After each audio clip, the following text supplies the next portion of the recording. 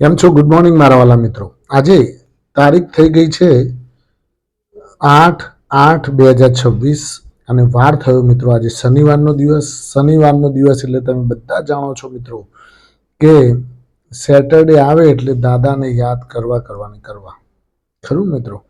પહેલા જ ઉઠતાની સાથે દાદાનું નામ લઈ અને દિવસની શુભ શરૂઆત કરવાની. જબરદસ્ત દિવસ રહે તમારો, તાજગીમય અને સમૃદ્ધમય. બીજું મિત્રો કે આજે શનિવારના દિવસે શ્રી હનુમાન દાદા, જય જય શ્રી સીતારામ, જય શ્રી હનુમાન દાદા, જય શ્રી શનિદેવ મહારાજને આપણે યાદ કરવાનો દિવસ, ખરું ને?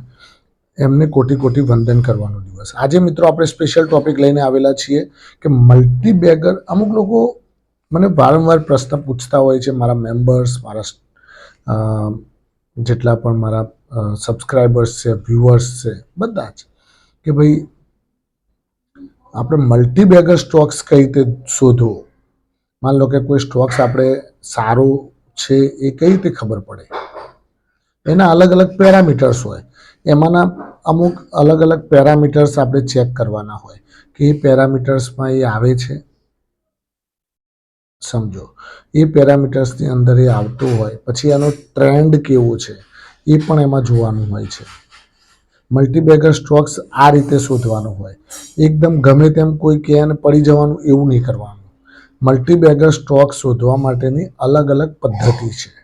એ પદ્ધતિ વિશે આજે આપણે ચર્ચા કરવાની છે કે કઈ કઈ પદ્ધતિ આપણે વાપરીએ તો આપણને એ સમુદ્રમાંથી છીપલા આપણને મળે, સોના જેવા સ્ટોક્સ આપણને શોધવાથી મળે.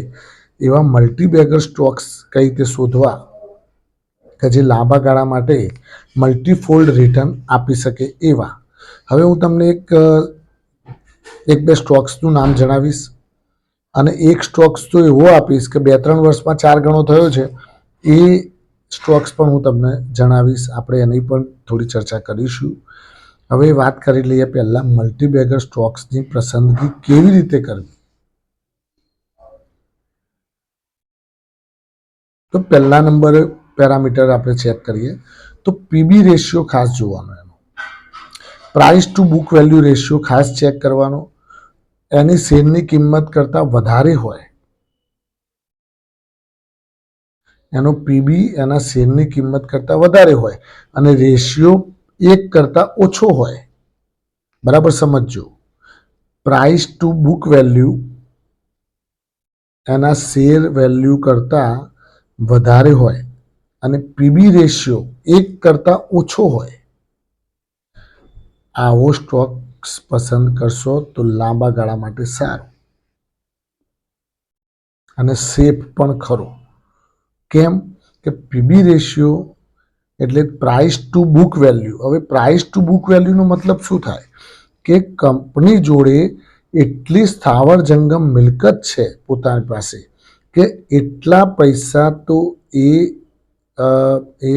કરી શકે એવું છે. દાખલા તરીકે 200 રૂપિયા ભાવ ચાલે છે શેરનો અને 213 રૂપિયાની બુક વેલ્યુ હોય તો 213 રૂપિયા જે છે એટલી તો કિંમત એની ઓફિશિયલ કિંમત છે. એની પાસે બધા જેટલા શેર હોલ્ડરોને 213 રૂપિયા પાછા આપે ને, એટલી તો એની પાસે પ્રોપર્ટી છે. બધી પ્રોપર્ટી વેચી અને એ એના શેર હોલ્ડરોને આપી દે, વેચી દે, તોય 213 રૂપિયા બધાના ભાગમાં આવે. દેશી ભાષામાં એને કહેવાય price to book value ratio. Price to book value અને રેશિયો કઈ રીતે પકડવાનો? તો પ્રાઇસ જે ચાલતી હોય, જે શેરની price divided by price to book value, એટલે કે બુક વેલ્યુ, જે શેર પ્રાઇસ ભાગ્યા book value is equal to PB ratio. ખ્યાલ આવી ગયો? Okay, done. બીજા નંબરનું પેરામીટર, કંપનીનું સેલ્સ ગ્રોથ ખાસ જોવું. કંપનીનું શું જોવાનું? Cells growth. અમુક લોકો શું કરતા હોય છે, હું તમને સમજાવું. અમુક લોકો નફો જોવે, એટલે નફો તો આજે વધ્યો છે, કાલે કંઈક ઘટી જશે, ક્યાંક ખર્ચા વધી ગયા છે તો નફો તો ઓછો આવે.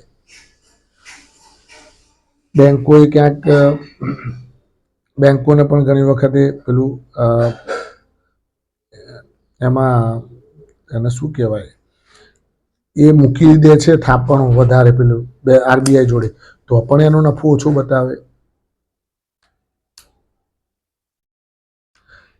એટલે ઘણી વખતે કોઈ કંપની ખરીદવામાં એણે પૈસા વાપર્યા હોય, ક્યાંક એવી કોઈ વસ્તુ ખરીદવામાં પૈસા વાપર્યા હોય, તો એ ક્વાર્ટરમાં એનું નફો ઓછો બતાવે. પણ ખાસ શું જોવાનું, તો સેલ્સ ગ્રોથ એટલે કે રેવન્યુ વધતો હોવો જોઈએ ગ્રેજ્યુઅલી. ક્યાંક કોઈ ક્વાર્ટરમાં નીચે આવે ચાલે, બાકી ઈચ એન્ડ એવરી ક્વાર્ટરમાં ધીમે ધીમે ગ્રોથ થતો હોવો જોઈએ.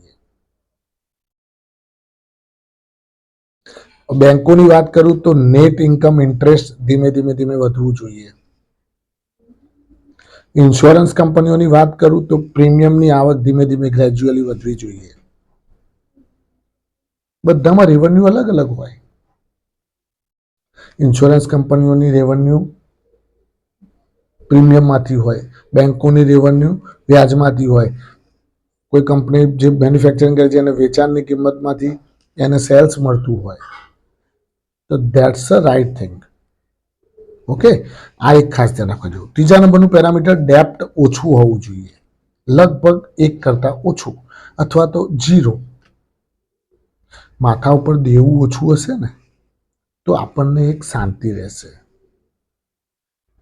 અમુક દેવું પણ હોય બહુ, પછી આમાં શું હોય, દેવું કરીને પણ ધંધો તો, પણ ધંધામાં ગ્રોથ, અમુકનો સેલ્સ ગ્રોથ સારો હોય, પણ દેવું છે તો કોઈ ચિંતા નહીં, સેલ્સ વધતું જાય છે, પૈસા દેવું કરીને ધંધામાં રોકે છે, તો દેટ્સ કોઈ ચિંતા નહીં, આનો ધીમે ધીમે સેલ્સ વધતું જાય છે. પણ એવું ના થવું જોઈએ કે દેવું એ કર્યું છે અને સેલ્સે ઘટે છે, તો એવી કંપનીમાં ચોકડી માર દેજો, રોકાણ નહીં કરવાનું. પછી ચોથા નંબરનું પેરામીટર લઈએ તો ટોપ સેક્ટરની પસંદગી વાળો સ્ટોક પસંદ કરવાનો. ટોપ સેક્ટર જેમ કે ઈવી સેક્ટર અત્યારે ચાલતું હોય છે, પછી સેમિકન્ડક્ટર સેક્ટર ચાલતું હોય, ક્યારેક ક્યારેક બાયોફ્યુઅલ સેક્ટર ચાલતું હોય છે. તો આવા જે સ્ટોક્સ હોય છે એમાંથી આવો છીપલો હોદવાનો. ખ્યાલ આવી ગયો? આ 4 વસ્તુઓ ઉપર તમે ધ્યાન રાખજો, ફોકસ કરજો, તો તમને ઓટોમેટિકલી જાતે જ તમે છીપલા શોધી શકશો. ખરું ને મિત્રો? બીજું, હવે બીજી એક વસ્તુ ખાસ ધ્યાન રાખજો કે પીઈ રેશિયો જે હોય છે, પ્રાઇસ ટુ અર્નિંગ રેશિયો, એ સેક્ટરનો જે પ્રાઇસ ટુ અર્નિંગ રેશિયો હોય એના કરતાં કંપનીનો પીઈ રેશિયો ઓછો હોવો જોઈએ. આ એક ખાસ ધ્યાન રાખજો. અમુક વખત આખા સેક્ટરનો પી રેશિયો 12નો હોય અને સ્ટોકનો પી રેશિયો 14નો હોય, તો એ મોંઘું વેલ્યુએશન કહેવાય. એટલે સેક્ટરના પી રેશિયો કરતાં ઓછી કિંમતમાં વર્કઆઉટ કરતો હોય એ પણ સારો સ્ટોકમાં ગણતરી કરી શકાય મિત્રો. આ બધી પેરામીટર્સ અલગ અલગ હોય છે. હવે આપણે એક ઉદાહરણ આપીએ તો સીજી પાવર અત્યારે સેમિકન્ડક્ટરમાં પણ ચાલે છે, પ્લસ આમાં પણ ચાલે છે, શું કહેવાય, ઈવીના અમુક વસ્તુઓ પણ બનાવવામાં કામકાજ સપ્લાય કરતું હોય છે. એટલે સીજી પાવર જે છે એ અલગ અલગ મોડમાં કામ કરે છે. તો એવી કંપનીઓ તમારા લાંબા ગાળામાં પુષ્કળ પ્રમાણમાં રિટર્ન આપી શકે. સોનાકોમ્સ બીજા નંબરનું એક ઉદાહરણ કહું તમને. સોનાકોમ્સ ફોર્જિંગ મિત્રો, ઈવીની અત્યારે બોલબાલા છે. આગળ જતાં 2030-2035માં ઈવી વધારે ફૂલ ફ્લેજ ચાલશે, ત્યારે આ બધા સ્ટોક્સ છે એ મલ્ટીફોલ્ડ રિટર્ન આપતા જોવા મળી શકે છે. ખરું ને? એટલે આવી રીતે તમારે એની પસંદગી કરી શકાય.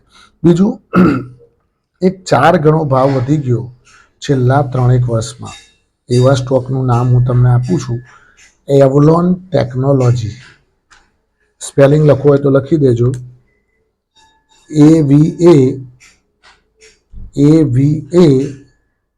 AVALON, Avalon technology. બરાબર? આ સ્પેલિંગ છે. સ્પેલિંગ તમને ડિસ્ક્રિપ્શનમાં પણ હું લખીશ. એવલોન ટેકનોલોજી આજથી 3-1 વર્ષ પહેલાં 2.5-3 વર્ષ પહેલાં, આમ તો જો કે એનું લિસ્ટિંગ થયા જ લગભગ 3.5 વર્ષ થયા છે, લિસ્ટિંગ જ 400ની આસપાસ સમથિંગ થયેલું, પણ એ વખતે 2.5-3 વર્ષ પહેલાં એ 500 રૂપિયાની આસપાસ ચાલતો હતો. રેવલોન ટેકનોલોજી એ વખતે પણ એણે આઈપીઓમાં પણ એણે સારું એવું રિટર્ન આપેલું જ્યારે લિસ્ટિંગના દિવસે, અને અત્યારે એનો ભાવ ચાલે છે મિત્રો આફ્ટર 2.5 યા 3 યર્સ બાદ 1955 રૂપિયા, 4 ગણો ભાવ થઈ ગયો, ખરું ને? એટલે મલ્ટીફોલ્ડ રિટર્ન આપતું હોય છે મિત્રો. તો આ રીતના અમુક સ્ટોક્સ ઘણા બધા એવા છે જે તમે શાંતિથી શોધી શકો છો. થેન્ક યુ, ખૂબ ખૂબ આભાર. આજનો દિવસ તમારા માટે શુભ રહે, લાભદાયી રહે, ફળદાયી રહે એવી માય પ્રોફિટ પોઈન્ટ છે વતી આપ સૌને શુભકામના. Thank you.